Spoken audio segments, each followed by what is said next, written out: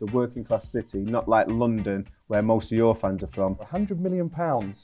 What's he done? He won't pick up any major honours. You are watching the Game Day debate ahead of the Manchester derby. In front of me, I've got 9 questions. I'm in the blue corner. Crook is in the red corner. Let's do this. Will Jadon Sancho be a more successful signing than Jack Grealish?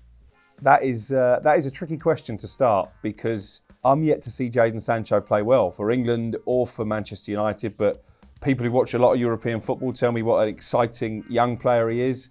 And I think Jack Grealish has been poor. £100 million. What's he done for Man City so far? He's won the fans over, for sure. But that's just because he looks good. No, he's got good personality. He's been good on the ball. I think he's fitted into the formation and what Pep wants of his players. I think he's been able to play in different positions as well. And you know when you give the ball to Jack Grealish, he's not going to give the ball away. So for me, I think he's been a success. Looking at Jadon, I'm not sure the physicality side of it is a little bit too much for him yet. He's still not got his man strength, so he could grow.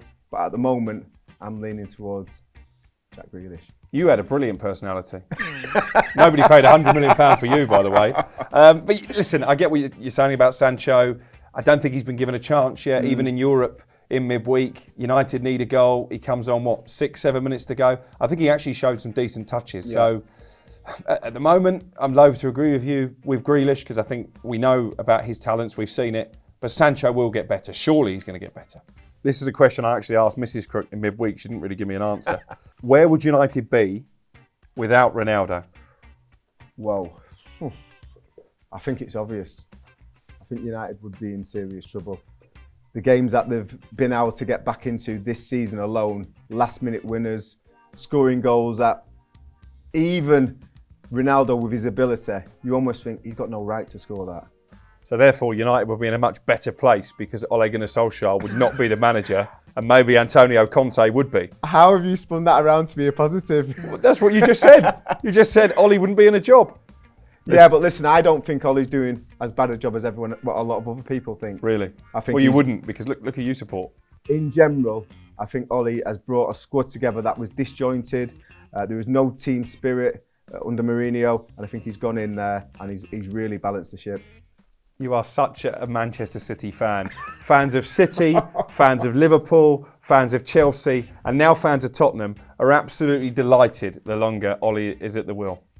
No question about that. If United had a proper manager, you'd be a lot more worried. Be careful what you wish for.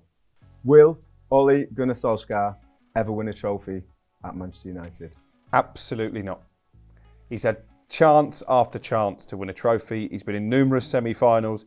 He's been in the final of a Europa League. He got schooled by Unai Emery, a manager thrown out by Arsenal, a manager who relegation-haunted Newcastle were willing to employ. He got absolutely a job done in that final. We're nowhere near winning the Premier League. We'll be lucky to make the latter stages of the Champions League, and if we do, that will only be because Ronaldo keeps on scoring late goals. Already out the League Cup, the only big club not still in that competition. The FA Cup will come around. He might get to a semi-final. He might even get to a final. He doesn't have the tactical acumen to win a trophy. He might win a Manager of the Month, although I wouldn't put any money on that either. I think you'll find that Manchester City are out of the League Cup as well, so that is not a fact. What I would say is, what I would say is, even bringing in Varane, who's a serial winner, injured by nature, always Ronaldo, injured, who's a serial winner by nature, and we've seen it so often, and also Jadon Sancho. And I know he's not started his time at Manchester United too well, but we know there's a good player in there, and when they start to see that form, he's going to be an asset to the club. The change in formation, which against Tottenham, I thought sometimes you stumble across these formations as a manager, you might be forced into it. He got Edison Cavani and Ronaldo in the same team. I think that's the way forward for Manchester United. And I think with that formation and them new players, they could win something. So if it's a final, Ole against Pep, against Klopp, against Conte, against Tuchel, who wins? Not Ole. Is Kevin De Bruyne one of the top 5 Premier League midfielders of all time? And you love De Bruyne. He's up there. Yeah, I think I would put him in there just because what he's achieved at Manchester City. All those European Cups. After failing when he went to Chelsea, coming back to a league where you've almost failed before, coming back showing real courage, and I think the quality that he's shown since he's been at Manchester City, the leadership qualities that he's had, the impact that he's had on the team, and just his all-round play, I think he definitely deserves to be in the top 5 of the Premier League era. See, I could probably name 8 midfielders. All Manchester United. Well, all 4 from the treble-winning team. No, we're talking Beckham, about Giggs, Scholes, Keane, Yeah, but Beckham Nicky Butt. and Giggs are wingers. Let's not get the two confused. We're talking about midfielders as in the middle of the park. Central midfielders, yeah? Yeah, Okay, so you got Scholes and Keane. I'll give you them two, just because of what they achieved on such a long time for Manchester United.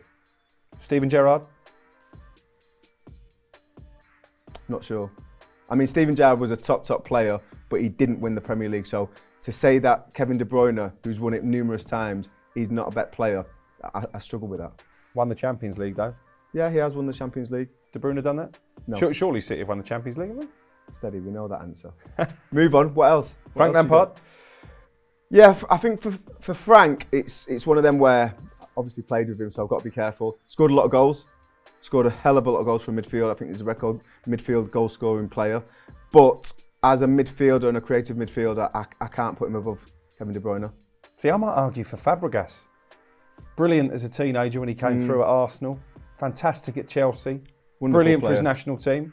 Again, Yeah. De Bruyne, part of this golden generation for Belgium, never won a major international tournament. Oh, it's a big one. Would Cristiano Ronaldo get in the current Manchester City side? Of course he would. He could get any team in the world. And when people were saying, oh, Ronaldo being there, it's affecting United negatively, that's the manager's problem. There's not one manager in the world who wouldn't make space for Ronaldo in their team. I feel Manchester City would be top of the league and they would be cruising in every cup competition because that is all they're missing. Going back to your point about would Cristiano Ronaldo be better off going to Manchester United because they're a bigger club, I think he's made a mistake if he wants to continue to win silverware. I think he's let his emotions take over because of his affiliation with the football club and the fans. I feel he didn't want to burn bridges, and I feel he will score a lot of goals, but unfortunately, which is something that's quite rare with Cristiano Ronaldo, he won't pick up any major honours. Oh, you'll like this. Who's got a better fan base? I think it'd be easy if it was a bigger fan base because it's obviously Manchester United. The success that they had in the 90s and prior to that have given them worldwide success, and fan base throughout the world has been superb. I think when you look at loyalty, I think it's difficult to look past Manchester City. One, if you're from Manchester and certain parts of Manchester, you support Manchester City. For me, there's a lot of fans that could easily support a local team in London, in the Midlands, and they choose Manchester United. And you know why they do that? Glory hunters. They haven't won a trophy for years. Yeah, they're all And old. they still come every week.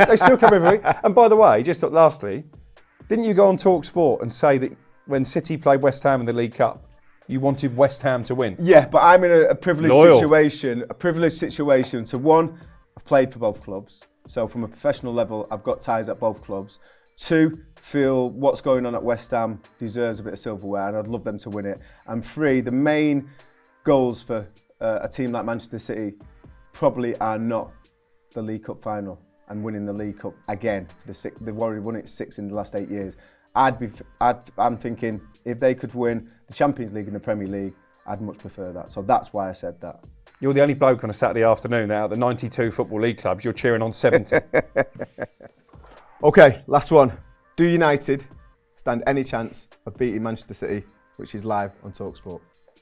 Bizarrely, they do, which is ridiculous when you look how bad they were against Liverpool. They were shocking in the Champions League in midweek, truly shocking. Bowed out by Ronaldo again. Obviously, if they play like they did against Liverpool, it will be a cricket score. But when it comes to head-to-heads, Ollie seems to have this mental block over Pep Guardiola, and I can't for the life of me understand why. But when City play United, Ollie, more often than not, gets a result. Yeah, listen, I have to agree on a certain aspect of that. I think when it comes to the Manchester derby, anything can happen. I was at Manchester City when we used to play in these games, and this was our cup final of the season. Still is. Behave yourself. It was our cup final. We'd raise our game, and we'd often get results against you, which, if you looked at the league form, we shouldn't, but we did. And I think it's flipped it on its head now. this is Manchester United's massive game that they don't want to win. No, it's not. They Liverpool's the biggest They game. don't want to lose this game because around Manchester, there's so many City fans that they're going to have to face on the Monday morning. There's no United fans in Manchester. The Manchester United fans that do live in Manchester, there's not many of them. But I've just got a sneaky feeling that if we don't mess around and tinker too much with our formation, play players where they usually like to play, like Jack on the left and the rest of it, I think we can get a result, and I think we can go to Old Trafford and take all 3 points.